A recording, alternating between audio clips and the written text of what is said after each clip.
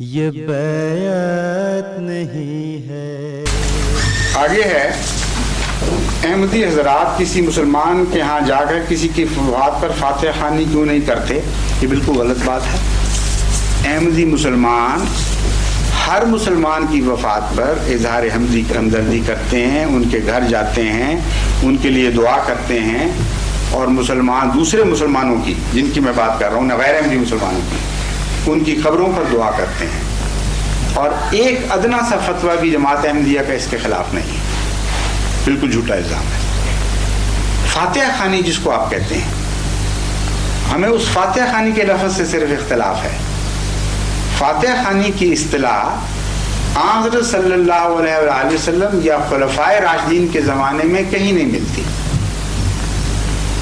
ایک بھی حدیث آپ نہیں پیش کر سکتے یا قرآن کی آیت جس سے یہ ثابت ہو کہ مسلمان قرون اولا کے مسلمان دوسروں کے گھر جا کر جس کے ہاں وفات ہو یوں کر کے ہاتھ اٹھا کر فاتحہ پڑھا کرتے تھے. ایک حدیث دکھائیے جس سے یہ پتہ چل جائے کہ حضرت صلی اللہ علیہ وسلم کے وصال کے موقع پر کسی صحابی نے فاتحہ خوانی کی.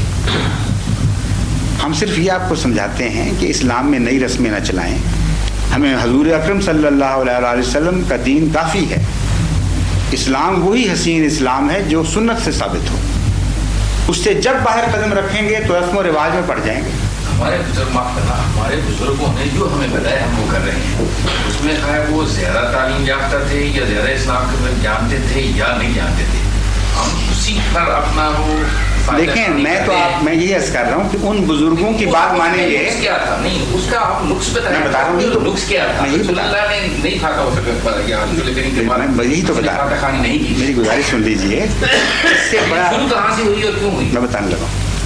نقص یہی ہے اس کا کہ جو چیز سنت سے زائد ہو وہ اسلام نہیں ہے. کیا ہمارے بزرگ غلط تھے؟ وہ اسلام مسلمان نہیں تھے. محمد رسول اللہ علیہ وسلم اور آپ کے صحابہ غلط تھے؟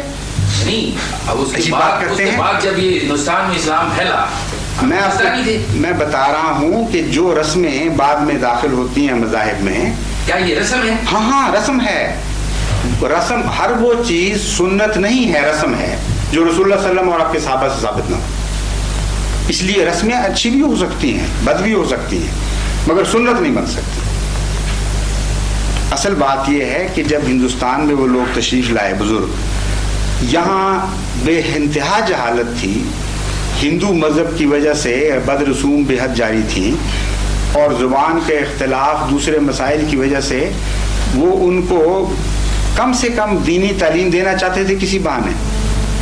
اس کی وجہ سے کئی چیزیں شروع میں نیک نیتی سے داخل ہوئی ہیں جو بعد میں رسمیں بن گئیں.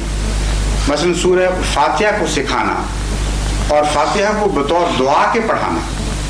مجھے یقین ہے کہ اس طرح انہوں نے شروع کیا ہوگا.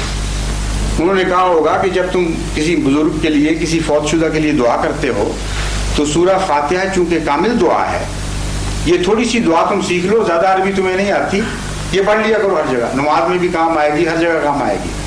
چنانچہ کم علمی کی بنا پر شروع میں ہندوؤں کی تعلیم اور تربیت کی خاطر ہمارے صوفیاء اور بزرگوں نے یہ طریقہ اختیار کیا. جب اسلام زیادہ پھیل گیا، جب اسلامی تعلیم عام اور روشن ہو گئی، تو ضروری تھا کہ ان کو سنت کی طرف واپس لے جاتے. اور یہی کوشش ہم کر رہے ہیں، اس کے سوا کچھ نہیں کر رہے.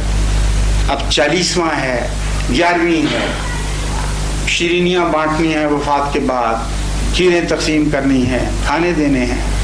اتنے جھگڑے ہیں جن کا کوئی وجود قرون اولا کے اسلام میں نہیں ملتا.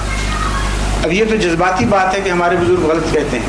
یہ ویسی بات ہے جیسے قرآن کریم بار بار کہتا ہے کہ یہ آپ رسول اللہ علیہ وسلم کے مخالف ہیں. ان کو یہ کہا کرتے تھے کہ اچھا پھر ہمارے بزرگ غلط تھے. قرآن فرماتا ہے کیوں غلط نہیں ہو سکتے تمہارے بزرگ؟ صرف وہی غلط نہیں ہے جس پر الہام نازل ہوتا ہے، صرف وہی درست ہوتا ہے اصل میں جس کو خدا روشنی عطا فرماتا ہے. تو اس میں اختلاف کی وجہ مجھے سمجھ نہیں آتی. میں تو آپ کو یہ پیغام دیتا ہوں، جماعت احمدیہ یہ پیغام دیتی ہے کہ سنت کافی ہونی چاہیے ہمارے لیے، کیونکہ سنت میں مذہب کی تکمیل ہو گئی.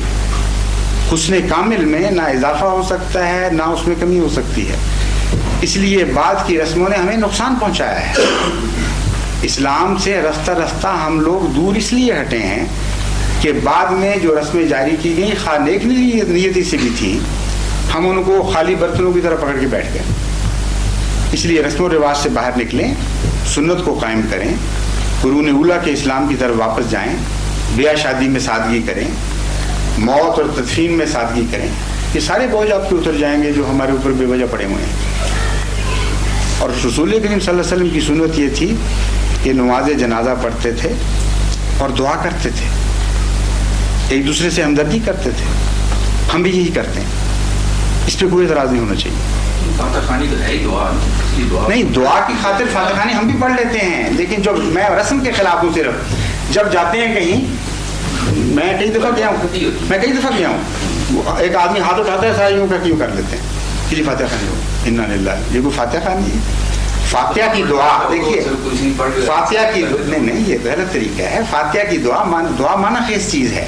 دعا میں دل حرکت کرتا ہے تو قبول ہوتی ہے، کوئی رسم تو نہیں. دعا فاتحہ کا معنی آنا چاہیے. انسان سوچ کر اللہ تعالیٰ کی صفات میں ڈوب کر اس سے ایاک نعبد و ایاک نستعین کی التجا کرے، یہ دعا ہے. اس پہلو سے فاتحہ پڑھنا دعا کے طور پر ہرگز منع نہیں.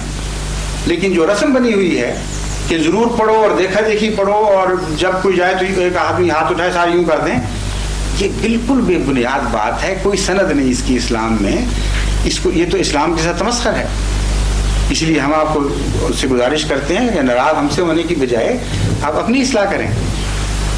اس دین میں حرج کیا ہے جو محمد رسول اللہ علیہ وسلم نے عملاً کر کے دکھایا تھا؟ بتائیے وہ کیوں کافی نہیں ہمارے لیے؟ کافی ہونا چاہیے. یہ بیعت نہیں ہے، یہ سودا ہے دل کا، جہاں میں نہیں ہے کوئی مول اس کا.